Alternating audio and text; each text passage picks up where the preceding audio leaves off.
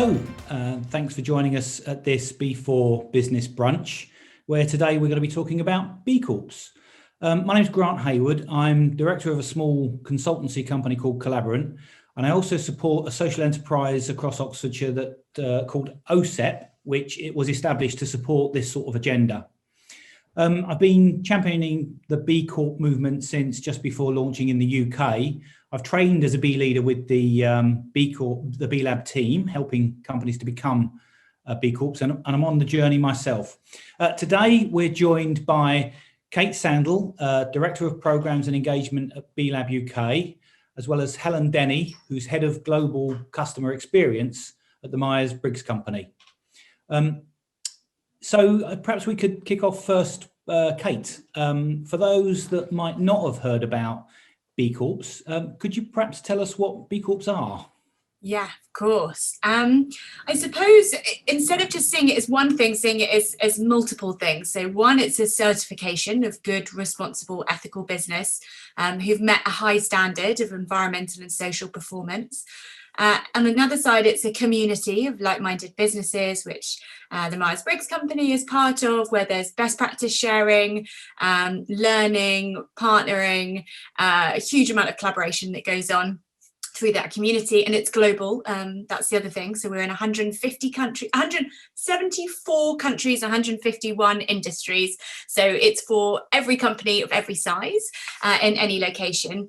And the final thing is that we're a movement. So we are committed to creating change. And at the heart of that is the idea that the way that we operate capitalism at the moment, so the idea of shareholder primacy, where you operate business for the purpose of your returning profits to your shareholders, is actually not the right operating system. And actually, if we change the operating system of capitalism, if we upend shareholder primacy, what we can do and introduce a new way of doing business, which has been a way actually that's been around for a very long time, which is balancing people, planet and profit. And if you can do that and implement that, then we'll see a way better situation in so many different elements of our lives. So if you see the climate crisis, or if you see systemic racism or social inequality, we say that they're a symptom of system failure. And that system failure is because we use shareholder primacy for businesses. And as the most powerful force in the world, how can we harness the power of business to create change? And so feeding into that is creating a community of like-minded businesses, but also we're changing legislation, and we're doing that all over the world. So across the US, where we started, in each state, we've passed in 35 states across the US. We've also passed in Italy, Colombia, British Columbia, Ecuador, and we've got some interesting news for the UK as well. So multiple pronged attack for trying to create change. So and one of the things, I have to be honest, when the founders came over some years ago, didn't they? And to Oxfordshire actually, and spoke at the Marmalade event. And I have to say, when I first came across the movement, I was a little bit cynical because I'd come across membership organisations before, and I thought, oh, this is a money-making thing, But having got to know the team and the movement and everything else, I think one of the things I really like about it is that you're great at saying, this is the way we believe business should be. Come along and be part of the journey. And if you want to, you can certify. So that's not necessarily, you're there as a movement, but certification is an option. So how would a company become a B Corp if they particularly wanted to go down that route? Yeah. So, and you're absolutely right. I think probably two things to point out there is that B Corps aren't perfect, but they're really good businesses. And this is not the only way up the mountain if we see kind of that end point there. There are lots of different amazing organisations doing something similar. And to that point around kind of making money, we're a charity in the UK, we're non-profits all over the world. And actually, if we didn't need to exist, we would be really happy, which should always be the aim of a charity, I think. But the other thing is this is inclusive, this is for everyone. So as much as that certification is at the heart of what we do, the assessment is free for anyone to use, and we have over 70,000 businesses worldwide who are using that assessment. So the way that people would either just use the assessment or they would certify is you log on to beimpactassessment.net. You answer the online assessments. It's weighted and gated, so depending on the size, the sector and the location of your company, whether it's a developed market or an emerging market, we will give you questions, and it's around the whole of your business. So governance, workers, environment, community, customers. everything you can think of. We ask questions, and probably Helen will attest to the fact that it's pretty rigorous and it takes a long time depending on your size of your business. And you submit, you need to get over 80, and it's roughly around out of 200 points. And then you have a review. And then we also ask you in the UK to amend your articles of association, which is embedding that idea and what we talked about, changing legislation, embedding the idea that the purpose of the company is to balance people, planet and profit. So it's into the DNA of the business. Yeah, I think that's the great thing about it. It's like, I mean, I do it probably for effect, but I often talk about, I mean, my first entry into this was around sort of helping businesses engage with local communities and charities and stuff, and all that's really important. But often I think businesses think it starts and stops there. And I think what's great about that B Impact assessment is that it really does demonstrate all the different ways in which you can improve your business. And actually, I provide business support under a couple of programs. And it's one of the things I say is I point to the tool just to say, even if you're not interested in becoming a B Corp, it's a great way to build a really strong foundation for a business. So yeah, that's great. So Helen, turning to you, actually, the one thing I didn't do was to thank both you and Kate and Helen for coming and joining us. I know you're very busy people, so really appreciate you coming with us. Helen, the Myers Briggs Company became a B Corp back in 2018. Can you tell us a little bit about why it decided to do that?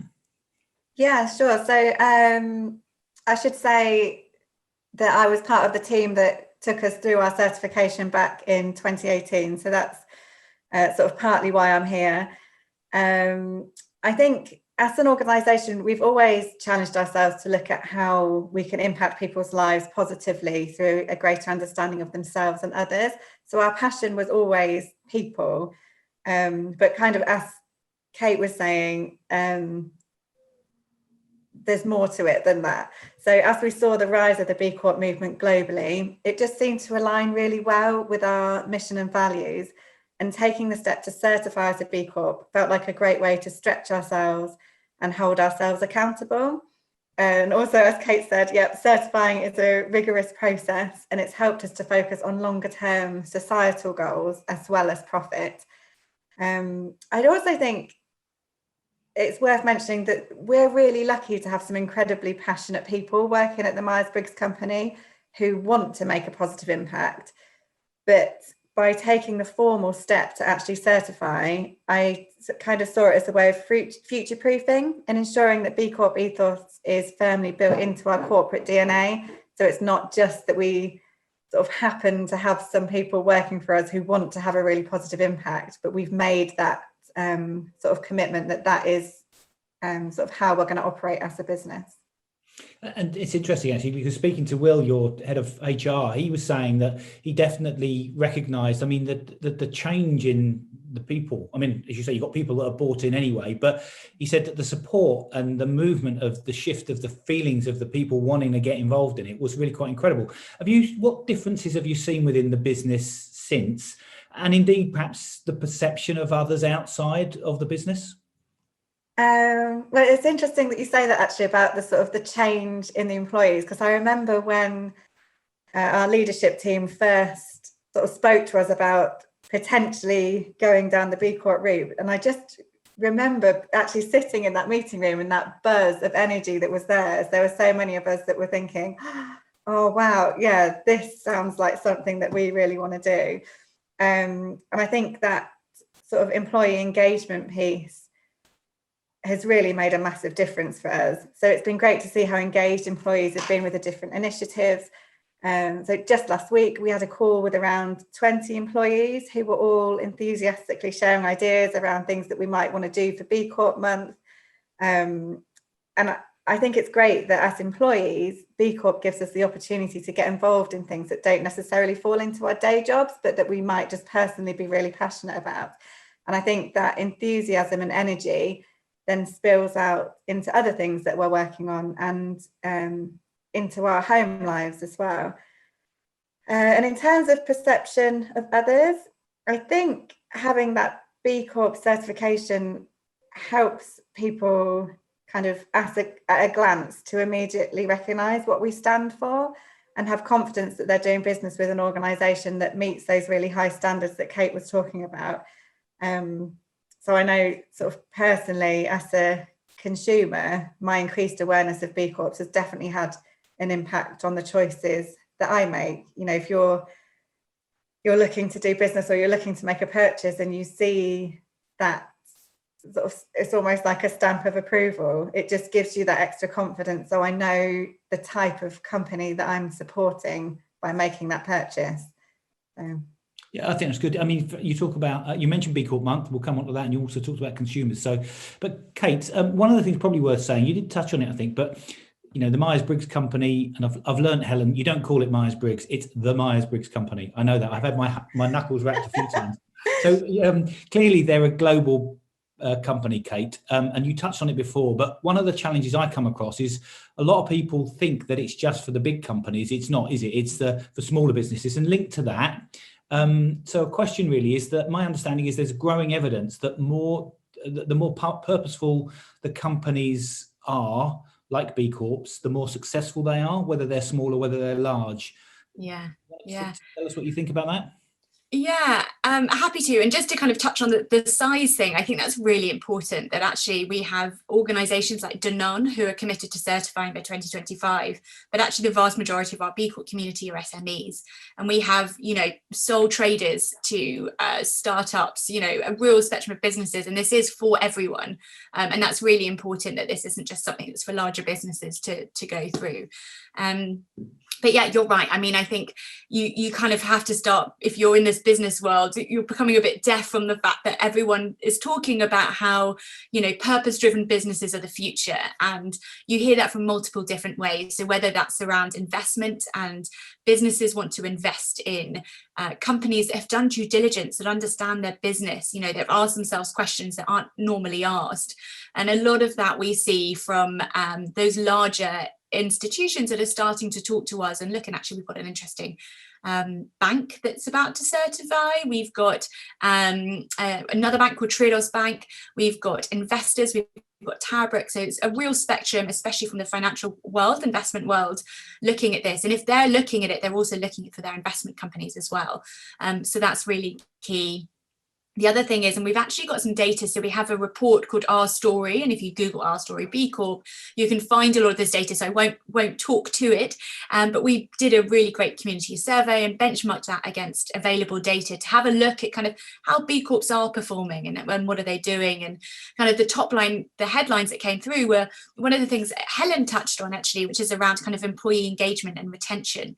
So how does that impact businesses, and how does that attract the right staff and retain the right talent? And I think it's not as loud as it was a couple of years ago, but we all talked about millennials, and millennials want to work in values-driven places, and I think we're up to Generation Z.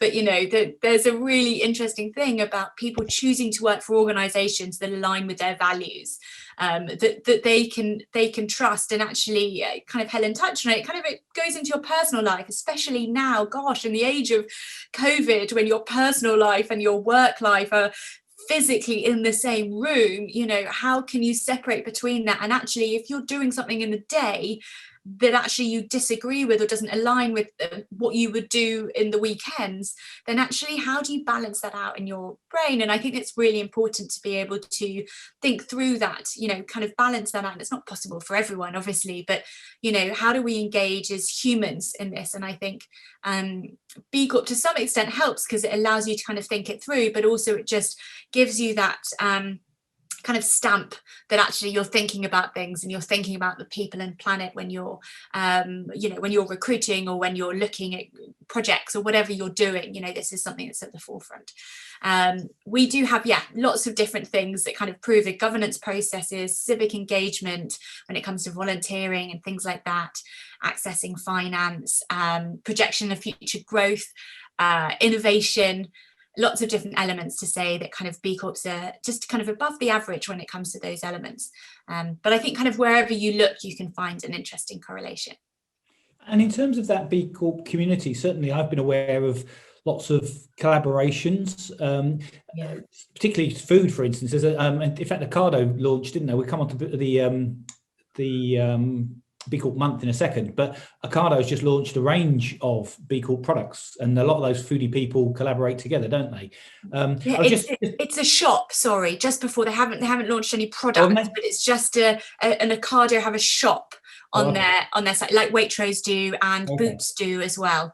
That's a separate one. Oh, I see. I understand. But so that sort of, just thinking, turning back to you then, Helen, in terms of that collaboration, I mean, as I say, I'm aware of a number of different businesses seem to approach each other within that movement in a different way, even competitors. So have you had any examples of that collaboration with other B Corps?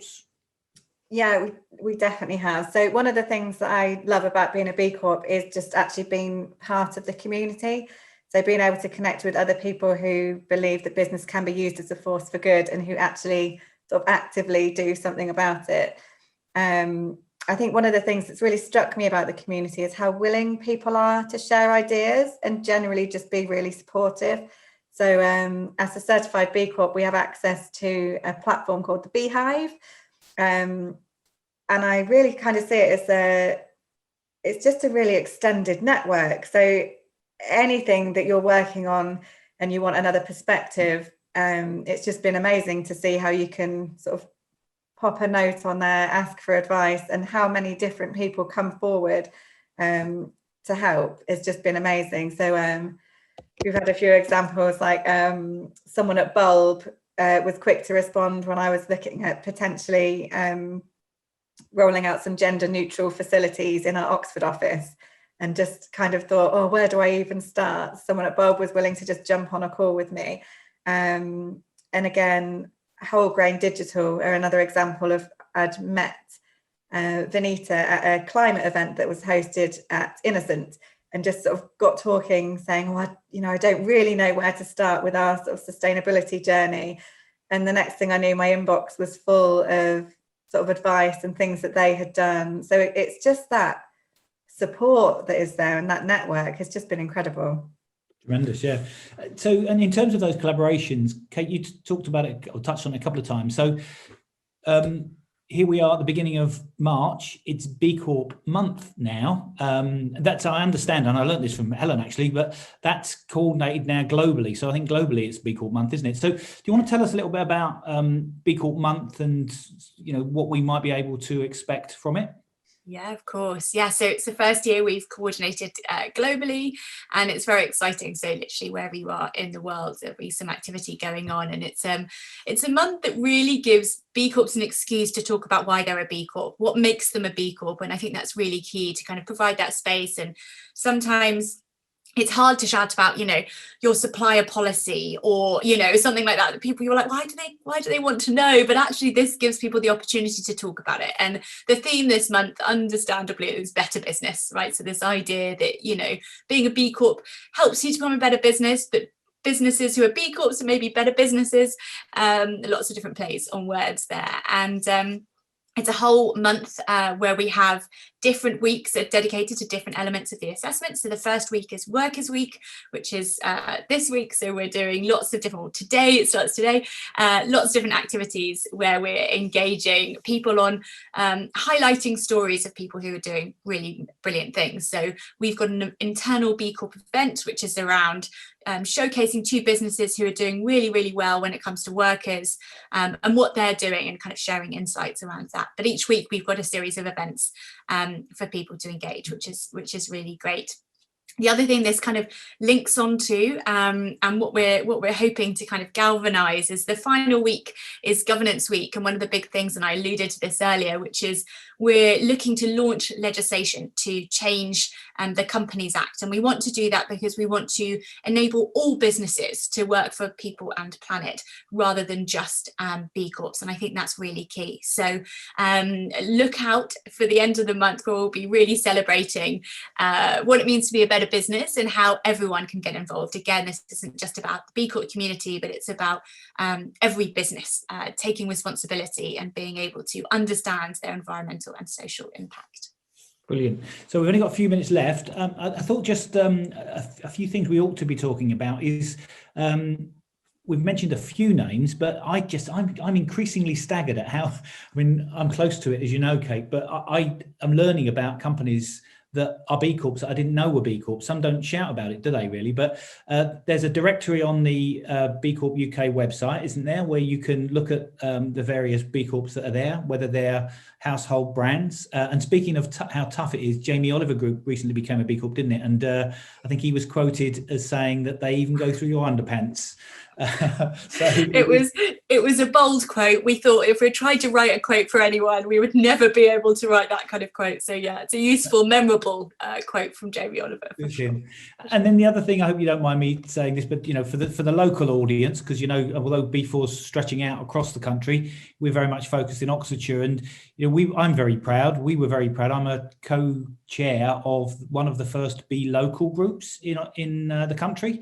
So having been there with you at the early start and the launch of B Corps, it's great that we've got a community of B Corps here in Oxfordshire, of B Corps and B leaders. So anyone interested in that, they can get in touch with me. We've actually got a LinkedIn group as well, which is quite lively. And the other thing, and it wouldn't be known to many, but I always think that Oxford is a special place. Charmian Love, who's been fantastic, isn't she, as chair of B Corp, and she's been B Corp UK, and she's been on the B4 network at various events talking. But I understand your new chair is based here as well. Yeah, absolutely. So Mary joined us a couple of weeks ago, and she is based at Oxford University. So she's doing some incredible things and done some research into businesses in this kind of field, more specifically, and also looking at gender. So she's got a really interesting perspective. And so often I think you find that businesses are in one section, and academia is in one section, and citizens are in another section. And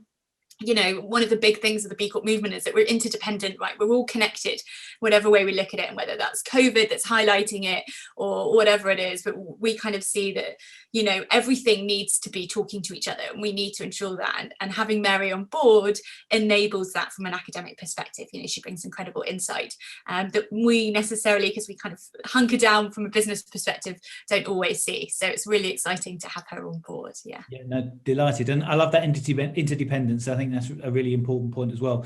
Yeah. I think the only other thing I'd add really is that B4's sort of launching a series of broadcasts, I suppose, under the brand of The Real Meaning of Business. That's coming very soon. So for those watching and are interested in this topic, look out for that. Apart from that, is there anything either of you want to add that we might have missed before I just wrap up? No, I think, the one, I suppose what I would say is that one of my big takeaways, I think I'm kind of reflecting on a lot on our climate work and with COP26, is that we all need to, and with COVID actually, is recognise that we all have a responsibility to be responsible, right? To understand our impact and what we're doing and the interconnectedness and the impact that we have on others. And if we become more aware of that as individuals, as businesses, we're going to be in a better place in the future. So I suppose kind of that takeaway is to become more aware and conscious, but also ownership of our responsibility that we all have would be great. Wise words. Helen, anything you'd want to say before we finish? No, just thank you for having me, and thank you for all the work that you're doing around the B Local group as well. It's fantastic to be a part of that. Yeah, well, as I say, anyone wants to learn any more, then they can get in touch either through B4 or me directly if you know me. But apart from that, I think there's nothing else to say, but thanks very much indeed again for your time. And Helen, good luck. I understand you're going to be off having a little one fairly soon. Yeah, very soon. I've got 6 days left. Right, okay. Yeah, good stuff. Well, thanks again, Kate. Really good. I'm really proud, as you know, to be working with you and your team. And the team's growing and doing some fantastic work. So, look forward to carrying on with that. And anyone wants to know any more, then just get in touch. Thanks very much indeed. Thank you. Thanks for having us. Thanks for doing this.